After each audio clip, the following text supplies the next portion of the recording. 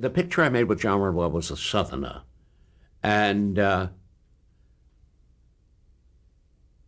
we made that about 1945, I think it was. A story truly about a sharecropper down in Texas. You know, they had to name it the Southerner when the book from which it was taken had the most beautiful name, Hold Autumn in Your Hand. But that wasn't going to fit on a marquee and the Southerner. I played a character named Finley, who, again, I seem to be drawn to these retarded or arrested characters, and he was a strange, animal-like creature. Renoir, what can I tell you about Jean? Because I don't have the words lavish enough to describe my feeling about Jean. Chaplin and Wells said he was the great director of their time. They're reputed to have said. Jean was prototypically French. His pictures, if you want to know what France was like in the 20s and the 30s, because he came over here in the early 40s, you have to look at a Renoir picture.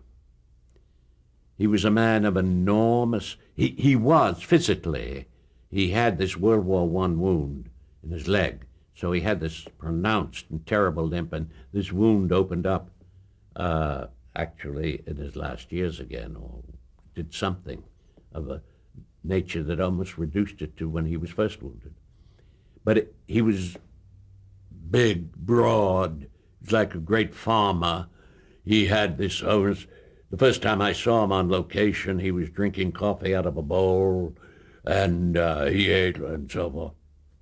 He was the most intellectual of all the directors. He was almost, he was avant-garde, his mind. He knew growing up as a child Toulouse-Lautrec and Cézanne and Pizarro, and they were all in his house, I mean his father's house, you see. So he knew, he was at a level of artistic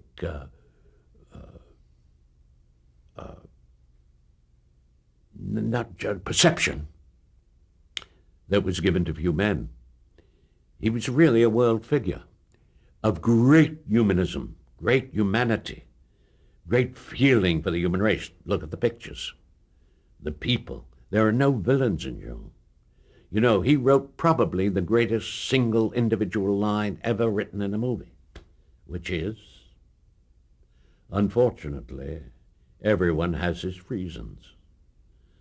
And that you can be thinking about forever. So Jean, an extraordinary, big individual, didn't speak English too well at that point, and he never lost a very thick French accent. But he was with one with the great artists, particularly those in France. Not only movie people, but whatever the art. And to work with him, you had a sense that you were now working on a level that was above anything that you could possibly encounter in the run of things.